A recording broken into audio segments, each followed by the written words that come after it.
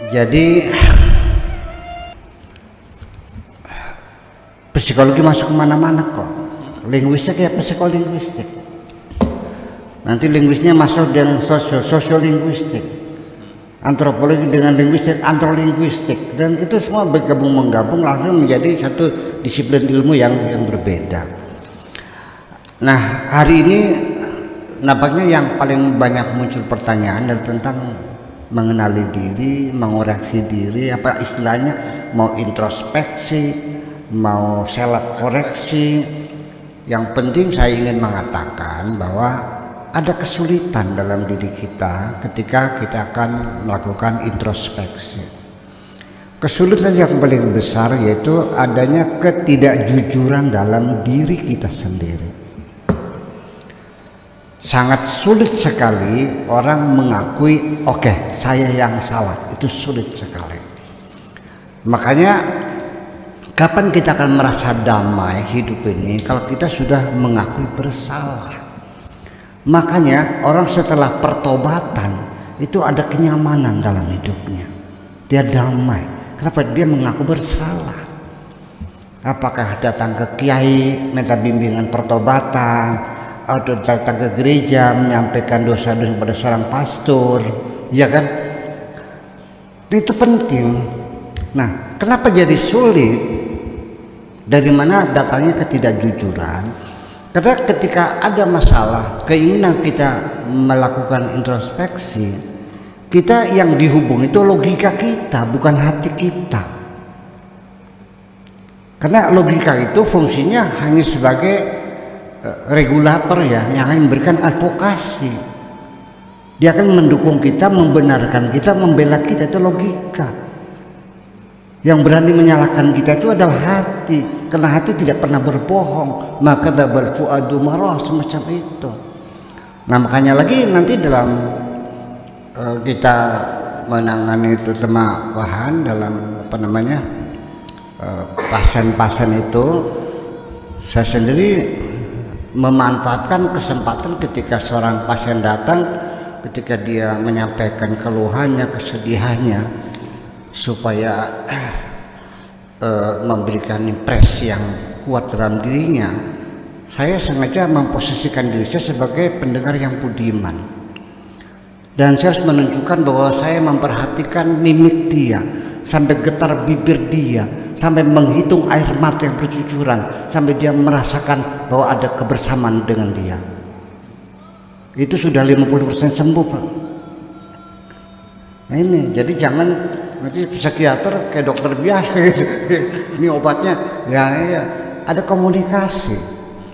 Nah, makanya ketika berkomunikasi itu sejarahnya psikoanalisis terbentuk itu karena menolak hipnotis sebagai terapi hipnotis, menolak.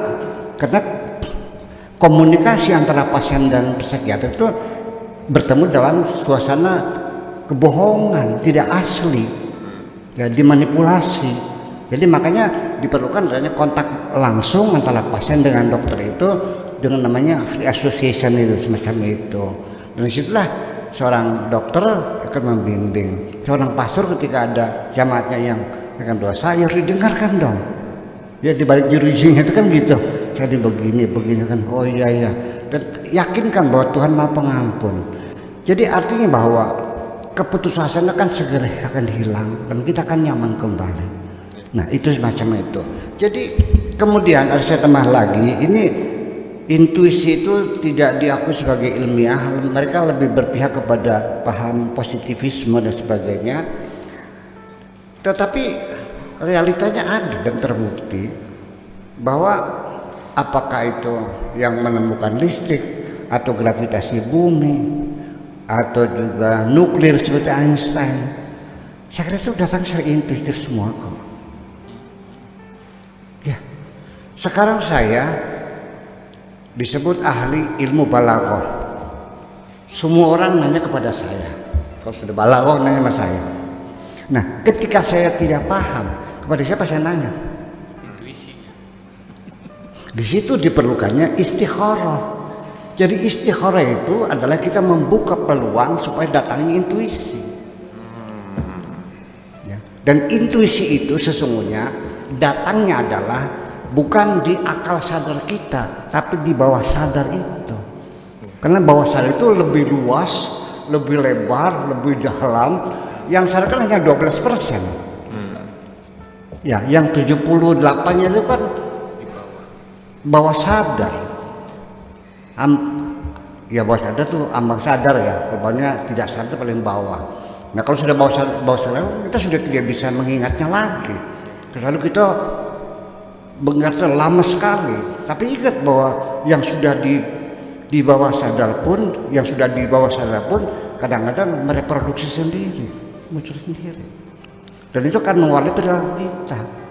Nah itulah makanya kembali bahwa istikharah itu sesungguhnya memberikan peluang kepada kita supaya intuisi masuk dalam akal bawah sadar kita ini. Apa memang nunggu apa jatuh gitu? lalu menyebut kesimpulan gravitasi bumi? Enggak juga kok. Semua temuan ilmiah secara kebetulan kok. Ada satu pencerahan. Ya. Itulah yahdillahu nurihi may yasha.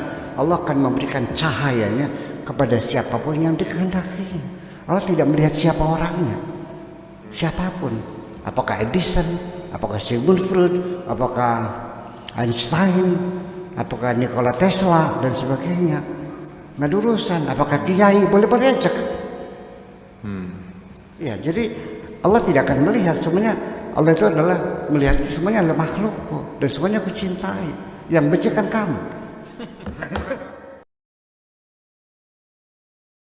Ya Rasulullah, ya Nabi, laka syafa'ah, wa hadha matlabi ya Nabi, ya Rasulullah, ya Nabi, laka syafa'ah, wa hadha matlabi ya Nabi. Antal murtaja yaum az-ziham, ishfa'